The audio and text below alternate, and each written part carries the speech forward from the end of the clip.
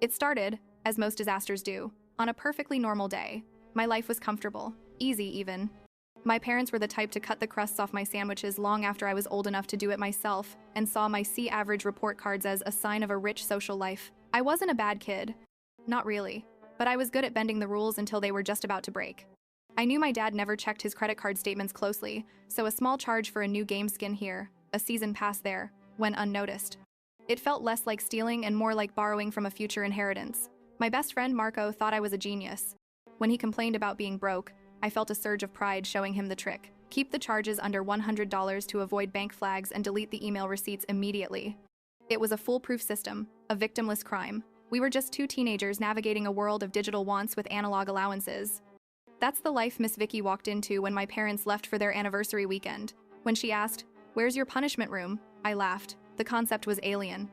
My parents' idea of discipline was a mildly disappointed sigh, but her smile never reached her eyes. "Then we're starting today," she said, dragging a chair toward the hall closet.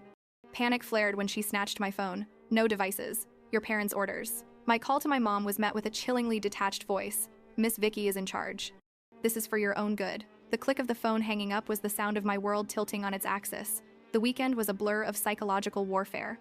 I sat in that dark closet, trying to pinpoint the crime from last Tuesday, coming up with nothing but a normal school day and an evening on my Xbox. Miss Vicky operated with a terrifying efficiency, serving me plain rice, forcing me to write essays on respect, and making me deep clean the house with a toothbrush while she documented my accountability with photos. The texts from Marco and my sister, read aloud by Miss Vicky, were confusing fragments of a puzzle I didn't have the pieces for. It wasn't until Sunday morning, when my sister called, that the first piece slammed into place. "Just confess already," she urged. Marco's mom showed them the Discord messages, the ones where I had meticulously laid out the plan for Marco, the ones he was supposed to have deleted. My stomach turned to ice. It wasn't just about my own theft anymore. I had taught someone else how to do it. The babysitter was no ordinary sitter. She was a professional, an interrogator, and she had me cornered. When my parents walked in, their faces were grim and weary. I had rehearsed my apology, ready to explain, to minimize, to deflect.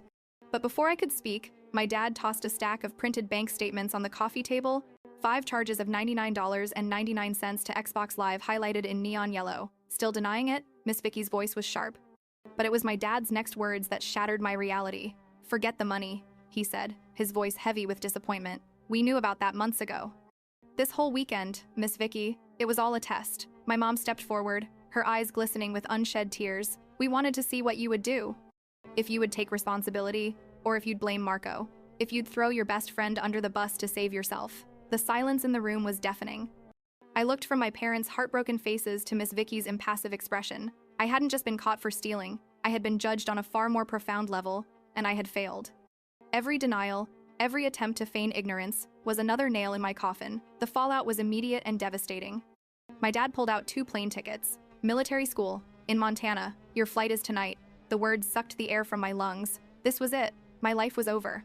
But as my world spun into a black hole of dread, Miss Vicky cleared her throat. "Actually," she said calmly, reaching into her oversized bag, "there's been a change of plans." She pulled out a thick, professionally bound folder and a multi-page contract.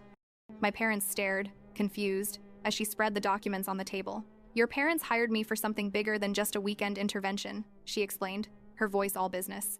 "Pattern of deception, multiple thefts, teaching criminal behavior to peers." She tapped a clause in the contract. "Military school costs $20,000 a semester.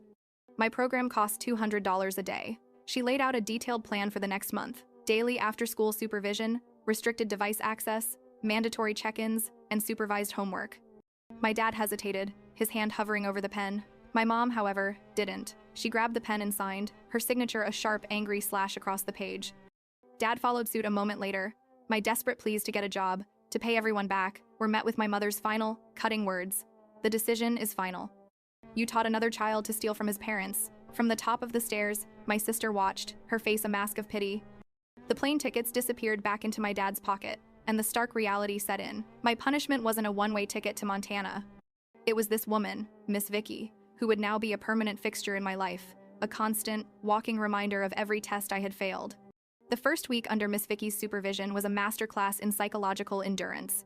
She arrived at 3:15 p.m. sharp every weekday, her black sedan pulling into our driveway like a hearse collecting the dead.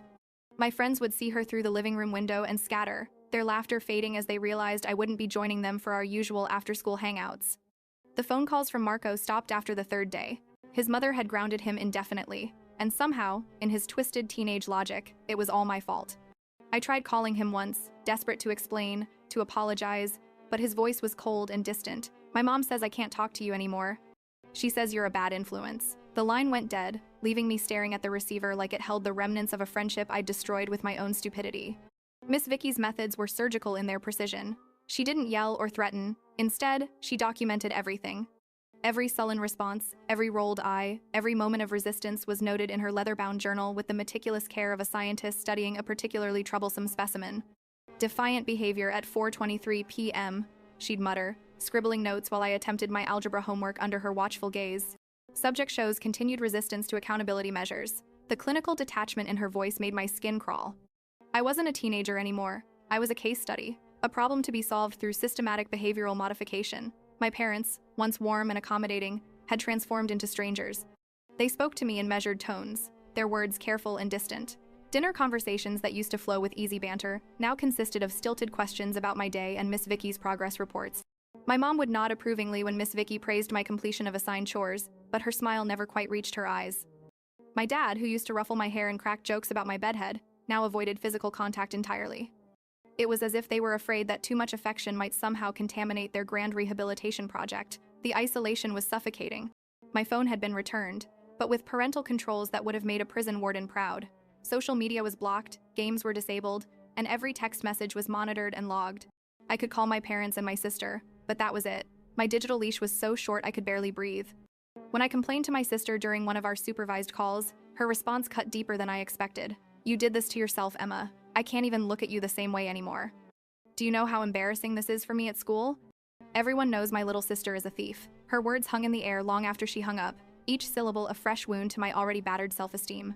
School became my only refuge, but even there, Miss Vicky's influence followed me like a shadow. She had contacted my teachers, my guidance counselor, even the principal, painting a picture of a troubled student in need of constant oversight. My grades, which had never been stellar but were respectable enough, began to slip as the weight of constant scrutiny pressed down on my shoulders. Mrs. Henderson, my English teacher, would give me knowing looks when I struggled to focus during class discussions. Mr. Garcia, my history teacher, started checking my homework more thoroughly, as if searching for signs of academic dishonesty that might match my supposed moral failings at home. The breaking point came during the third week. I had been compliant, dutiful, checking off every item on Miss Vicky's behavioral modification checklist with the mechanical precision of a trained seal. I cleaned the house from top to bottom every afternoon, completed my homework under her supervision, wrote the required reflection essays about responsibility and trust, and submitted to her daily interrogations about my thoughts and feelings with the resigned acceptance of a defeated prisoner. But it wasn't enough. It was never enough. That Tuesday afternoon, Miss Vicky announced a new addition to my routine: community service. "Your parents and I have decided that internal reflection isn't sufficient," she explained, consulting her ever-present folder of documentation. "You need to see how your actions affect others in the real world." The community service wasn't at a local animal shelter or food bank, places where I might actually help people and feel some sense of redemption. Instead, she had arranged for me to spend my weekends cleaning up litter at the city dump, a task so degrading and pointless that it felt designed solely to break whatever remained of my spirit. My parents approved the addition without consultation, their faith in Miss Vicky's methods apparently absolute. When I tried to protest, suggesting alternative community service options that might actually benefit the community, my mother's response was swift and final. "Miss Vicky is the professional here, Emma. Your opinions on your own rehabilitation are neither wanted nor welcome." The casual dismissal of my voice in my own life was the moment I realized that this had never been about rehabilitation. It was about power, control, and the systematic dismantling of my sense of self. The first Saturday at the dump was worse than I had imagined. The smell hit me before I even got out of Miss Vicky's car, a nauseating combination of rotting garbage, diesel fuel, and despair. She handed me a reflective vest that was 3 sizes too big, a pair of work gloves that had seen better decades, and a trash picker that looked like it belonged in a medieval torture chamber. 8 hours, she announced, settling into her car with a thermos of coffee and a paperback novel. "I'll be monitoring your progress from here." The other community service workers, mostly court-ordered adults with substance abuse problems and misdemeanor convictions, looked at me with a mixture of pity and confusion. A 16-year-old girl in designer jeans and Converse sneakers clearly didn't belong among the genuinely down-on-their-luck crowd and their silent questions about my presence made me feel even more isolated and ashamed. The work was backbreaking and soul-crushing. For 8 hours, I dragged my trash picker through mountains of refuse, collecting cigarette butts, beer cans, and scraps of paper, while Miss Vicky occasionally glanced up from her book to make notes about my attitude adjustment progress. My back ached, my hands cramped despite the gloves, and the constant smell of decomposing waste made me nauseous. But the physical discomfort was nothing compared to the psychological weight of knowing that this was my life now. This was what I had become: a cautionary tale, a project, a problem to be solved through systematic humiliation. By the 4th week, something inside me began to shift. The constant pressure, the unrelenting scrutiny, the complete absence of trust or compassion from the people I loved most in the world had created a strange kind of clarity. I stopped fighting Miss Vicky's methods and started studying them instead. I observed her techniques, her patterns, her psychological manipulations with the detached curiosity of an anthropologist studying a foreign culture. I realized that she was very good at what she did, but she was also human, and humans make mistakes. The first crack in her perfect system appeared during a routine homework session. Miss Vicky had stepped outside to take a phone call, leaving her folder of documentation open on the coffee table. I had perhaps 30 seconds before she returned, but it was enough to catch a glimpse of handwritten notes that made my blood run cold. Subject shows concerning attachment to peer relationships. One entry read, "Recommend extended isolation to eliminate external emotional supports." Another note, dated from my first week under her supervision, was even more chilling. Parents report subjects' increased compliance. Consider graduated reward system to maintain behavioral modifications long-term. This wasn't temporary. Miss Vicky wasn't planning to help me rebuild my relationships or develop healthier coping mechanisms. She was systematically isolating me from everyone I cared about, using my parents' guilt and fear to extend her control indefinitely. The $200 daily fee wasn't just covering her services, it was incentivizing her to prolong my rehabilitation for as long as possible. I was a renewable resource, a steady income stream disguised as a troubled teenager in need of professional intervention. The revelation should have filled me with rage, but instead, I felt a strange sense of relief. For the first time in weeks, I understood exactly what was happening to me. I wasn't crazy or paranoid or overly dramatic. I was being systematically manipulated by a professional who had convinced my parents that their daughter was irredeemably damaged and required indefinite supervision. The scope of the deception was breathtaking in its audacity, and I realized that I had been approaching this all wrong. I couldn't fight Miss Vicky directly because she held all the power, but I could learn from her methods and turn them against her. The next morning, I began documenting everything. Every interaction, every session, every psychological technique she employed went into a hidden journal I kept tucked behind my bedroom dresser. I started paying closer attention to the things she said to my parents, the way she framed my behavior, the subtle manipulations she used to maintain their trust while undermining mine. I became a student of her methods, learning to recognize when she was building a case for extending my supervision and when she was testing my responses to gauge my psychological state.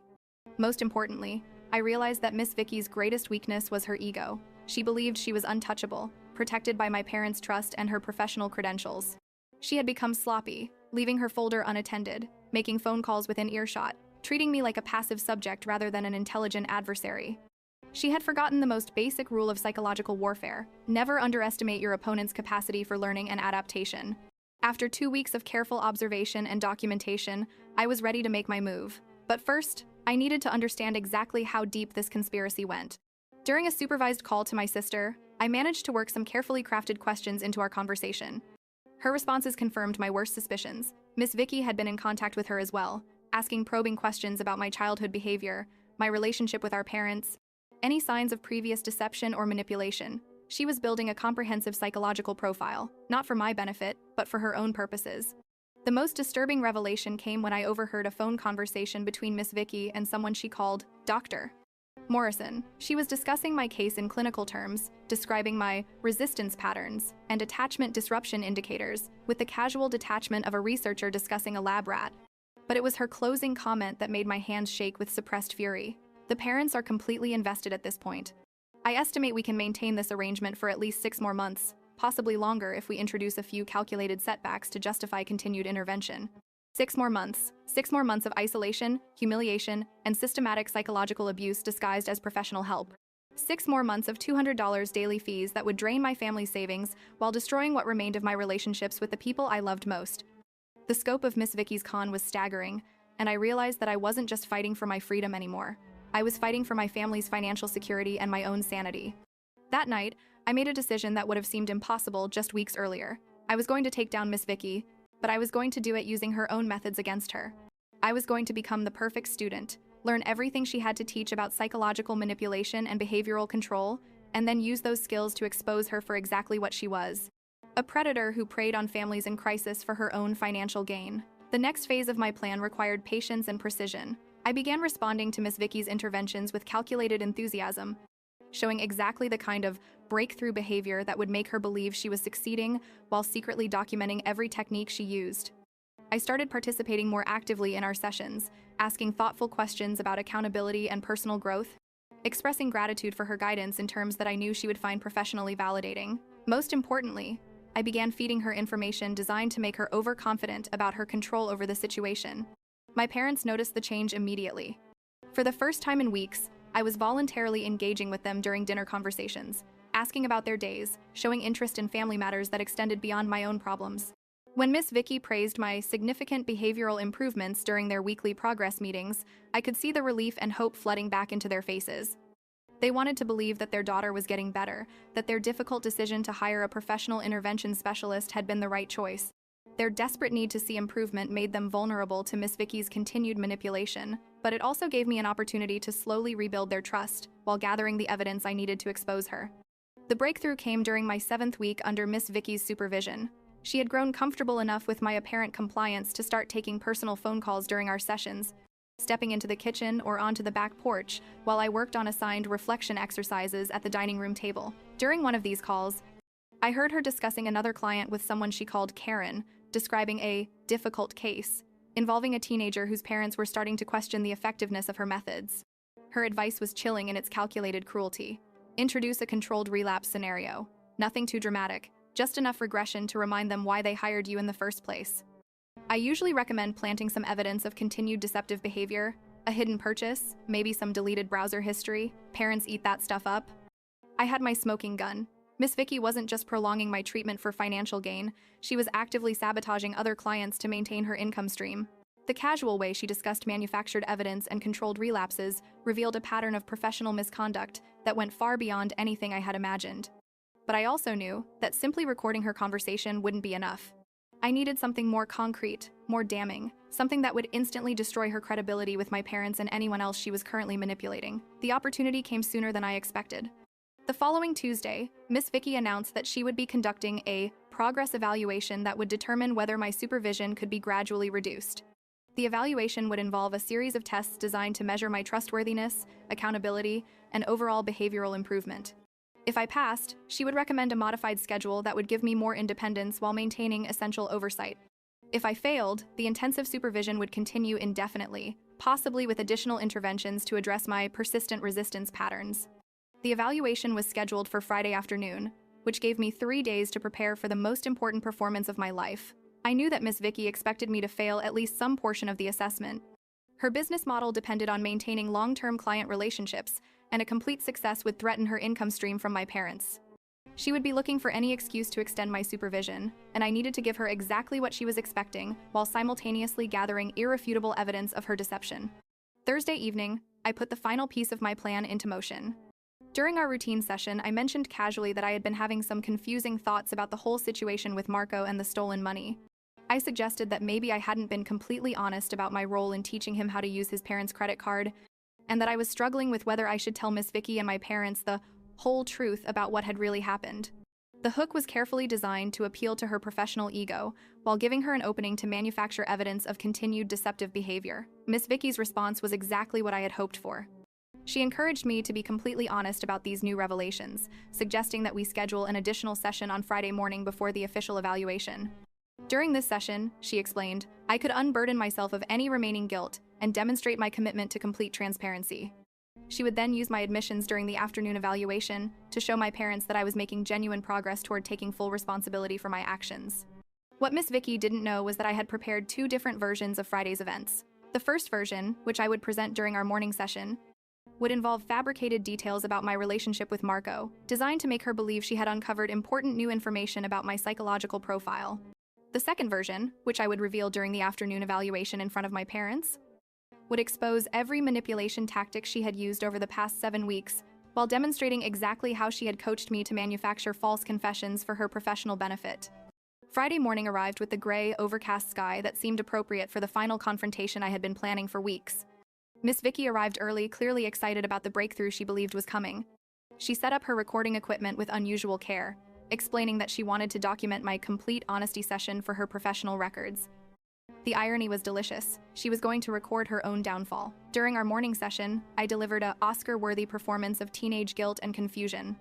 I told her that I had been lying about the extent of my influence over Marco, that I had actually been the one to suggest specific games and items he should purchase using his parents' credit card. I claimed that I had felt guilty about getting him in trouble, and had been minimizing my role in his deception to protect myself from additional consequences. I even manufactured some tears at appropriate moments, describing my shame about betraying my best friend's trust and corrupting him with my own dishonest behavior. Miss Vicky ate it up. She praised my courage in finally telling the truth, documented my admissions with meticulous detail, and assured me that this level of honesty represented a major breakthrough in my rehabilitation process. She was so excited about her apparent success that she began outlining how she would present my confession to my parents during the afternoon evaluation. She even started discussing the possibility of extending my supervision to address these newly revealed deeper issues with my relationship patterns and influence over peers.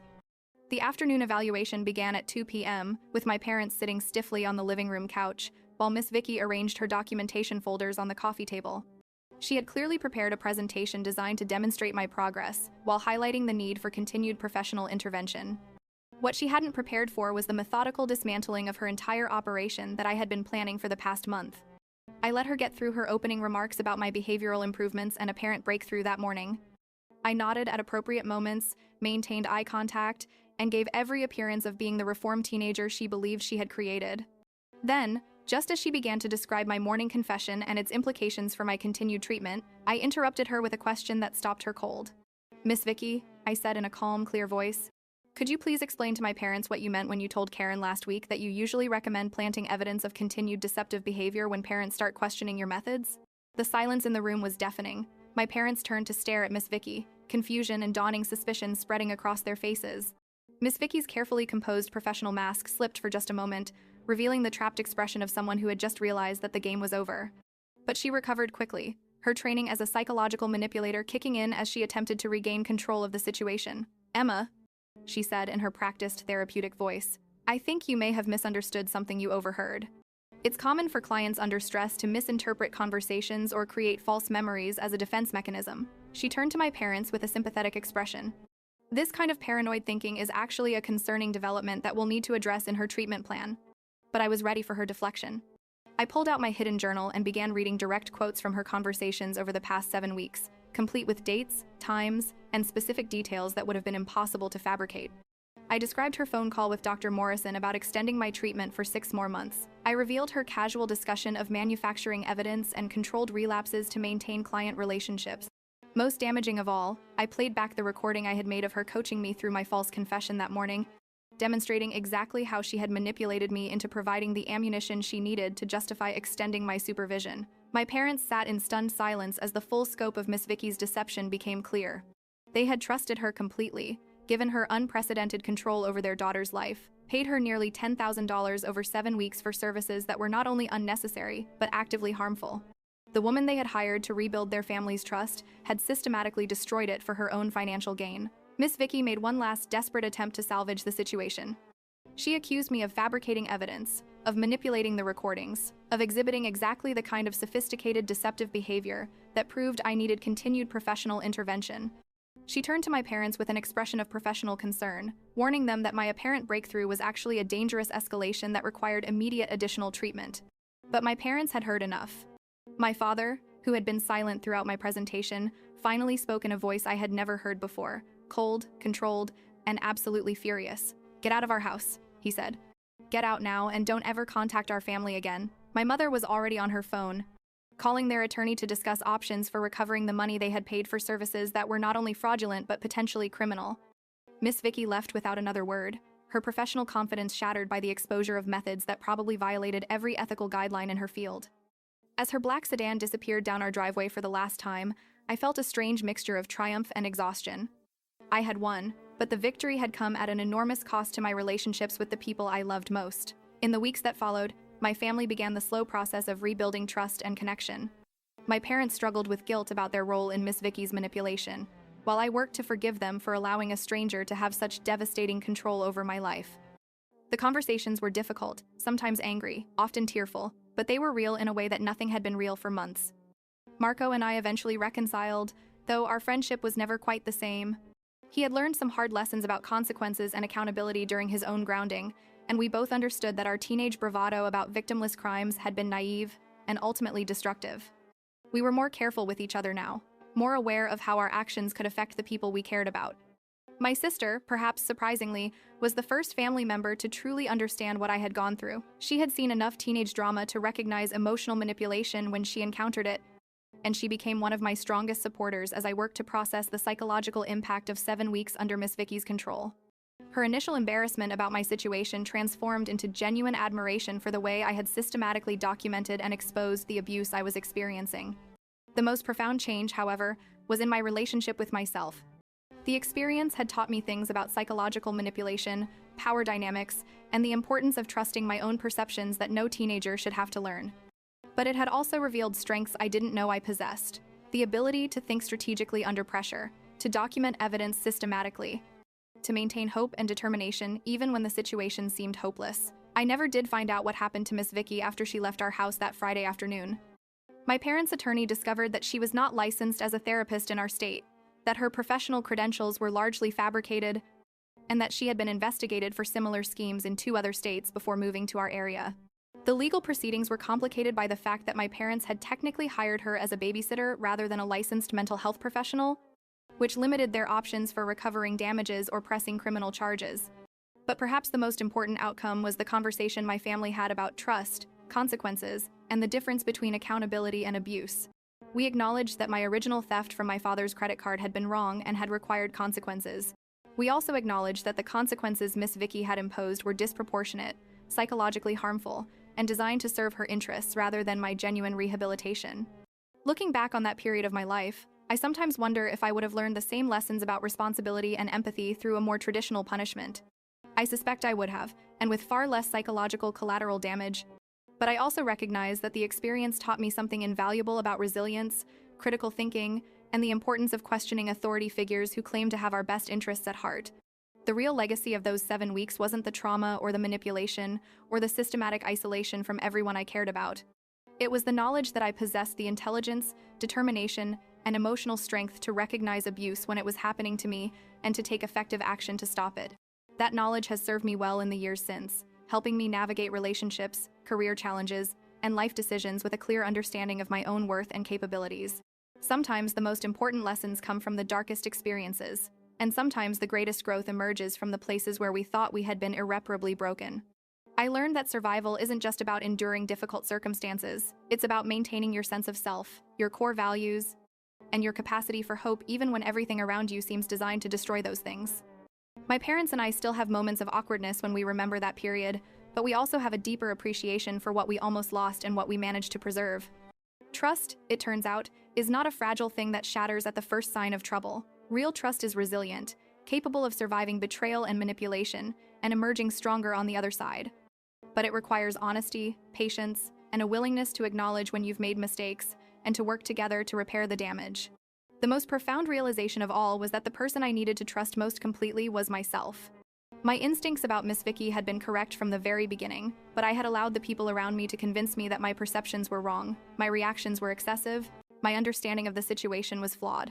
Learning to trust my own judgment again, to value my own perspective even when it conflicted with authority figures, was perhaps the most important skill I developed during those weeks of systematic psychological manipulation. In the end, what started as a simple case of teenage rule-bending had evolved into something much more complex, a crash course in power, manipulation, family dynamics, and personal resilience. The experience left scars, but it also left me stronger, wiser, and more confident in my ability to navigate the complicated relationships and ethical challenges that define adult life. True legacy isn't merely what we inherit, but how we choose to confront its truths and the invisible threads of honor and compassion we weave for those who follow.